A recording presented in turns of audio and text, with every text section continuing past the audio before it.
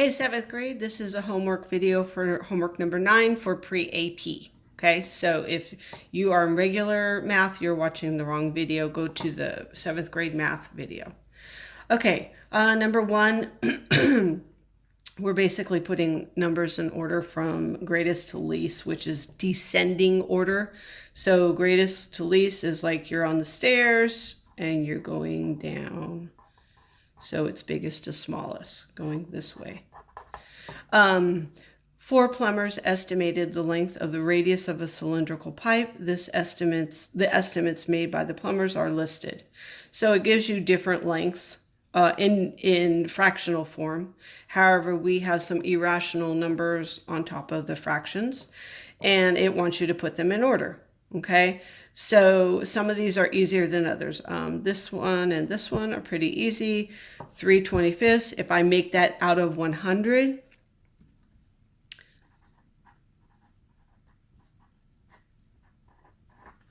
$25 times 4 is 100.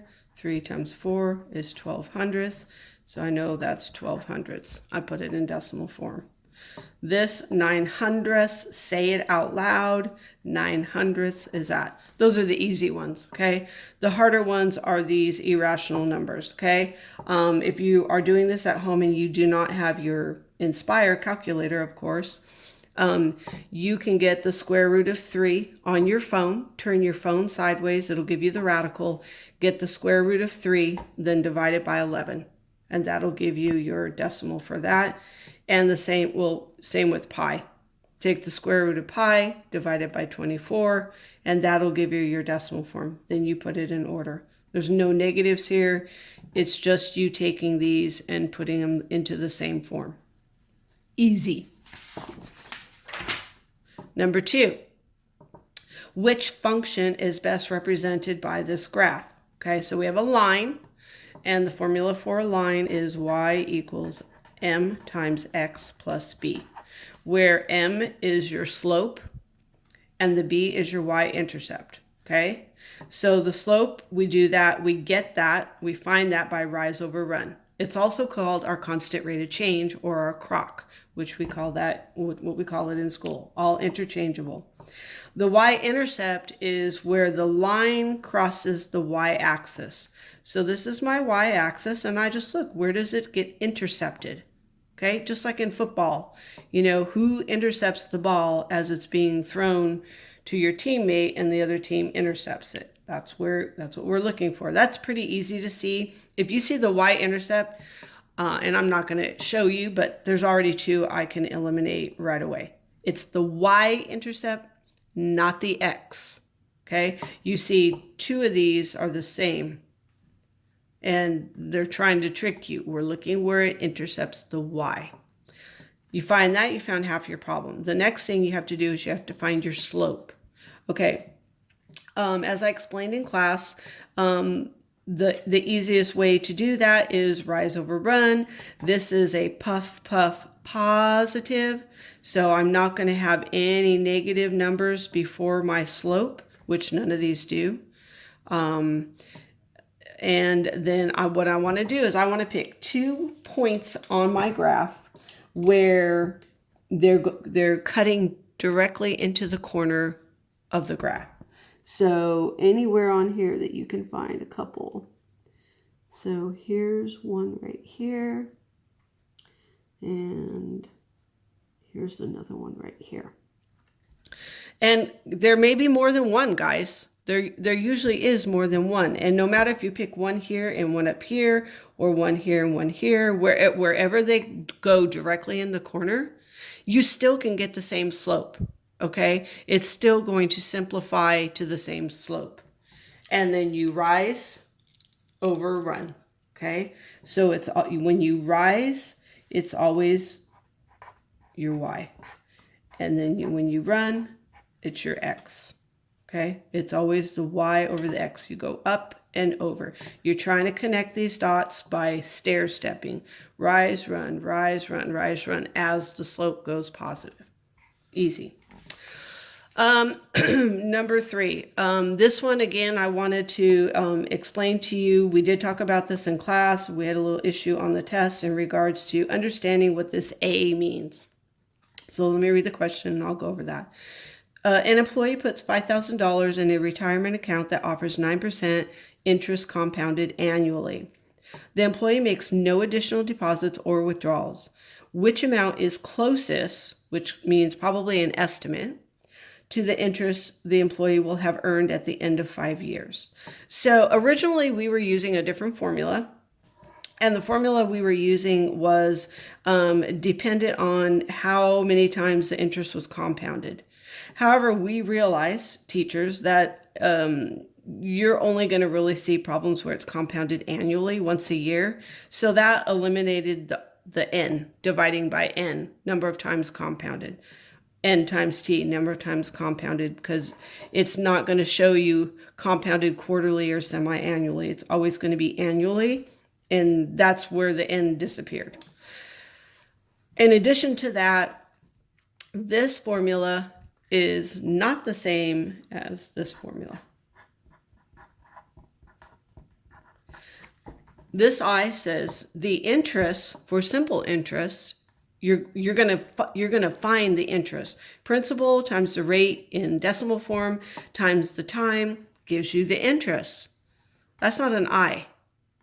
This A stands for, it gives you your account balance with the interest included, okay? Which means if I plug in my numbers or I substitute my numbers, my principal amount is $5,000 times 1 plus my rate in decimal form, 2 places to the left,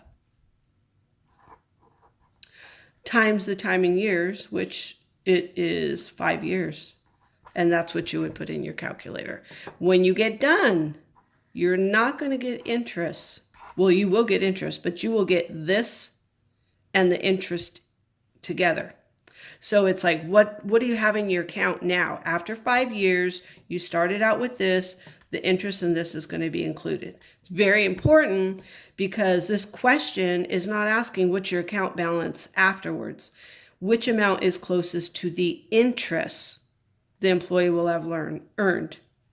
So remember, this is going to be bigger than this. That's not your interest.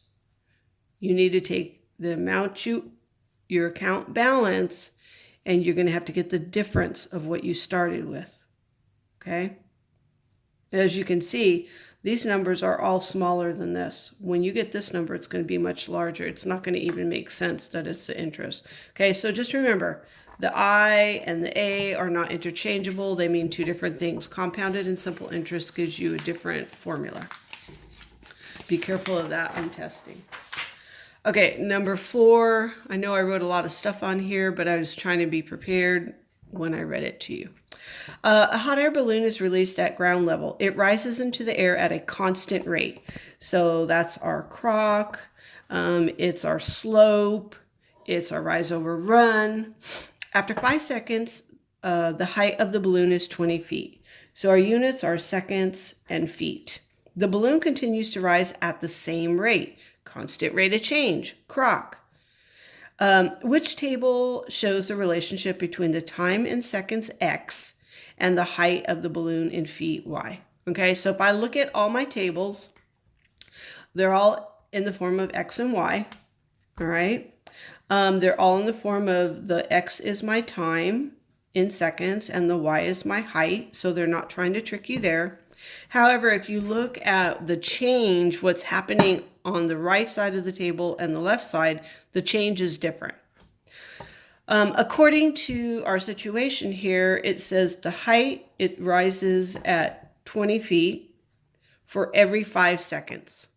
So it's height to seconds, height to seconds, y over x, 20 divided by 5 is 4. So I'm looking for a slope of 4, I'm looking for a croc of 4, I'm looking for an m of 4, I'm looking for a constant rate of change of 4, okay? I'm looking for a change in y over change in x. Remember, this triangle is a Greek symbol for the word delta, which means change. The change in y over the change in x. How are they changing? So I did a couple examples for you so you could see what this means. So when I look at my change in y from here to here, it's increasing by 2.5. My change in x from here to here, I'm adding 10. So my change in y is 2.5 out of 10. No way is that going to give me 4. Okay. G, same idea. I'm looking for from here to here, what's changing? I'm adding 10. From here to here, how is it changing? My change in y over my change in x is 10 out of 10. It's 1. It's a slope of 1. It doesn't match. So then you need to do the next two, same exact way. These are really simple. Once you know the formula and what you're looking for, the biggest problem is don't flip-flop them. It's got to be y over x, okay, to get your change. And you're looking for one that's going to give you a slope of 4. 5. Which Venn, Venn diagram correctly represents a relationship between rational numbers and irrational numbers. So we show this many different representations in class and in classwork and in homework. And the biggest thing that you have to remember is real numbers consist of all numbers, rational and irrational numbers. However, there is a big difference of rational and irrational. So say I show you in this form, which is similar to what you see in class a lot. In real numbers, I could start out with my natural numbers. Then I have my whole numbers. And I have my integers.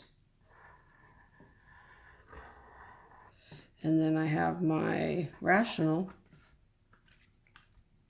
But then over here to the side, I have irrational. Remember, this guy's irrational. He doesn't have any friends because he's so irrational. Therefore, when I look at these numbers over here, and I look at these Venn diagrams, remember what these things entail. These say that there's like no relationship here. These say that there's a little bit of a relationship right here, that somehow they intersect. Okay? These say that rational numbers are irrational. And this one says irrational numbers are rational. Okay? And then over here it gives you a little word story to relate what's going on here.